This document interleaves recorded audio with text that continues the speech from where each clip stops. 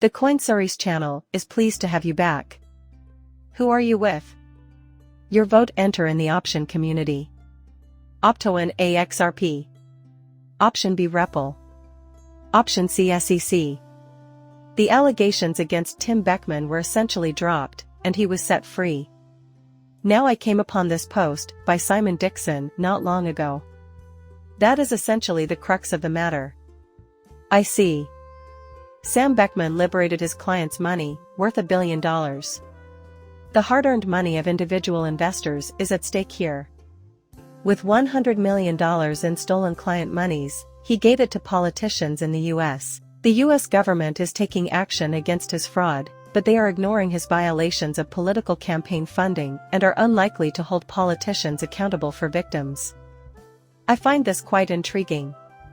Beyond this, there's a video that Colin ROG posted. Digital asset investors are repeating it, and it says that the U.S. will not exist until politicians and government agents start going to jail. It will continue until they face consequences for their wrongdoing. The question is, will there ever be consequences for them? I seriously doubt it. Watch this footage of Sam Bateman getting fried with Maxine Waters by his side. Right now, Justin, we have the U.S. government dismissing 6 accusations against crypto scammer Sam Bankman-Fried. These charges include campaign finance crimes and conspiracy to commit bribery. So long as the payments go to lawmakers in the U.S., it's acceptable. During the 2022 midterms, SBF contributed $100 million, with tens of millions going to dark money groups using customer finances. Several of these organizations were associated with prominent senators, such as Mitch McConnell and Chuck Schumer. Look at this, Maxine Waters just kissed him. The ironic thing is that this whole thing is hilarious. How much longer was it until XRP holders received any significant case updates?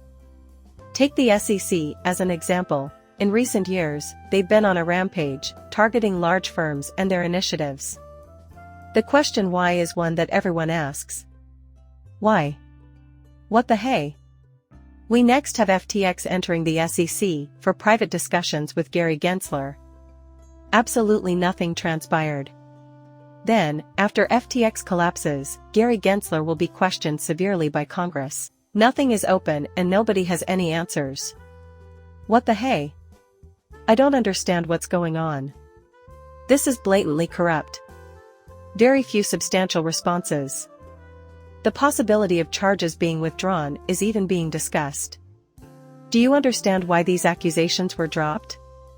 For the simple reason that if these accusations persisted, they would have to pursue and expose all those who had received money. We may even have a good idea of who got their hands on some of those donations, I'm telling you. Aside from that, I see. The CLO of Coinbase is at our disposal, having an opinion. The Department of Justice's decision not to press campaign financing charges against SBF raises some interesting points. In my opinion, it's a bad move. Supervisors and line prosecutors know more about a case than the general public will ever know. Because of this, I am always hesitant to cast doubt on an organization whose members genuinely want to accomplish what is right. In Wayne's second trial against a man who ought to go away for a long time anyway, resourcefulness, efficiency, and concerns about extradition are all valid considerations. However, in my opinion, this represents a breach of justice. In nearly all cases, the general population is interested in hearing accusations in a public forum. Immediately preceding this are the charges related to campaign financing. We need answers to the important questions of when and what politicians and others knew. Public cynics already have enough to say about the politics of this ridiculous disgrace, and dropping it on a Friday night before a holiday just makes their case stronger. And listen, when we examine recent events, let's return to the moment when FTX truly collapsed. What was being said, if anything, that you recall? We saw Elizabeth Warren and her pals in the regulatory offices arguing that this is a perfect illustration of why crypto needs stringent controls, so you don't have to go back to that point. And we should shower the current powerful with all the power they deserve for the excellent job they're doing. Will you let me mind you? As an example, it was all. Am I correct? The plan was to use FTX as a case study to further target cryptocurrency. When we get down to brass tacks with FTX, we realize that this was a seed they planted nevertheless. Additionally, I think it was a covert campaign fundraising operation, which is the highest form of money laundering. Also, the mainstream media misled about SBF on purpose to make him seem more likable. Additionally, there were numerous attempts to conceal the reasons behind his actions, such as Michael Lewis's book and the Bloomberg film. Why?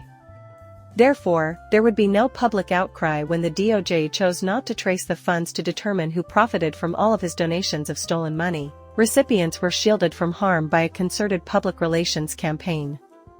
In this place, that is their only concern. Now that the allegations of campaign finance violation against SBF have been inexplicably withdrawn, you should visit Nick Carter. Our response is here. Dark money bundler, he said in September that we would have to look into whether Barbara Fried is being shielded from prosecution due to her Democrat affiliation at some point. A total injustice. This is a tremendous injustice. We have a right to know who stole from Sam and what he achieved in Washington, D.C. The public is quite interested in that being revealed. Consider how massive this corrupt system is, and you'll see how absurd it all is. Outside of the realms of fraud, money laundering, and everything else, listen. Consider the exponential growth of FTX over the past several days. We were under the impression that it was massive until it collapsed. Money is only one little part of it. Take note of all the links. Take a look at all the individuals associated with FTX. Seriously, this is the biggest scam in history. We're talking something manufactured off anything because of how massive it is. This is complete and utter madness.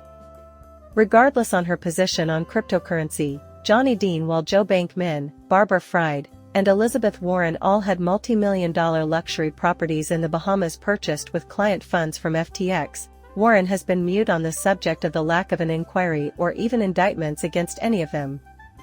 Warren has made the assertion that cryptocurrency is nothing more than a tool for criminals, drug cartels, and terrorists, yet she has failed to condemn the DC criminals, including her own party members who probably colluded with SPF to break campaign finance laws in the midterms. Barbara Fried is widely believed to have been the middleman who allowed these violations of campaign finance regulations to take place. Despite this, Elizabeth Warren has remained mute on the subject of the campaign finance crimes and her buddy Joe Banks' involvement. Why? What the hey? Regardless of her position on cryptocurrency and her role on the Senate Banking Committee, which is responsible for overseeing the SEC, despite Warren's repeated requests, the notes from Gensler and SPF's meetings remain unavailable. Why? She even told Gensler what questions she wanted to ask me during the hearing and how to answer them. Everyone knows this. Despite the fact that Gensler has met with SPF on many occasions, none of the inquiries pertain to him. Why did she work with Jamie Dimon, who lied to the public and said that cryptocurrency has no legitimate use, even though his own firm uses it to send and receive $1 billion in payments every month? Perhaps two things could be figured out by someone. To begin with, I am aware of Barbara Fried's relationship with Joe Bank, so I can determine whether there is a personnel tie between Warren and her. Everyone should have access to this information, including Min, who crafted her tax plan during her presidential campaign and warned me about SBF's lobbying efforts in Washington and his gifts to her colleagues. We must ascertain the solutions. In addition to that, in the interest of everyone else. Is there anything even more bizarre than these significant links that you would like to know? See who else was involved with FTX. Much appreciation to Cowboy Crypto 313. Blackrock made a significant investment in FTX, in case you didn't know. Jane Street Capital was Caroline Ellison's and Sam Backman's previous employer. Now, in addition to JP Morgan, BlackRock has included Jane Street as an approved participant in its one amendment. Just a few weeks ago, Jamie Dimon warned that crypto should be shut down. Today, they're on the BlackRock distribution plan. Were Ben and Ellison's BlackRock funds and bank the cause of this collapse? Bankman will no longer be pursued by the DOJ. It seems like a huge government show to me that Katie Haun was acquainted with the mom of a banker who told to shut down Bitcoin while she was at the Department of Justice. Another $420 million has been invested in the FTX cryptocurrency exchange by Blackrock, Temasek, or Tiger. A list of the prominent figures associated with the Blackrock Ftx distribution scheme is also included here. Apologies, Bitcoin ETF spot. You have to admit, this comment is the most outlandish part of it all. The question is whether BlackRock was involved in funding the collapse of SPF and FTX. Some may believe it's ridiculous to even consider this when we bring it up, right? The major players in question are not affiliated with BlackRock, and they rank among the most prominent market manipulators of all time. Do you have any idea how they become so rich? Why do you believe they are managing so many assets? As far as you're concerned, how does reality function? Take a look at the big banks. They were the ones that made the most money during the 2008 economic collapse. The richest people in the world are continually benefiting from retail sector failures. The banks always come out on top. Also, major players like BlackRock consistently come out on top. Nothing should be taken for granted when we discuss this implosion. Almost a year after that catastrophe, we see all of the major players registering for exchange-traded funds, ETFs, suggesting that they were likely buying up the stock at the same time. Imagine a chain reaction. We're going to submit a blab for a Bitcoin spot ETF, and the mainstream media will be the first to cover it. It's funny how everyone is hopping on the bandwagon when they hear about how incredible the coincidences are. Midway through the year 2023, BlackRock starts gushing about how amazing tokenization, blockchain, and Bitcoin are. Larry Fink was here, and he said that Bitcoin will be the most important asset class of all time. Since the SEC allowed FTX to pass through their doors and then leave without any action being taken against them, I would not be surprised if BlackRock is the main culprit behind this implosion and that they have the regulators working for them. From my vantage point, the implosion was triggered by their attempt to buy up the entire market. Suddenly, when the moment is right, pour gasoline on the fire by raving about how fantastic tokenization is and how bullish Bitcoin is. Then, as is customary, dump on the retail sector. There is nothing more to it than a traditional game of manipulation. Leave a comment telling me what you all think. Please share your thoughts with me. Do yourself a favor and hit the like button if you thought the video was entertaining. Goodbye for now.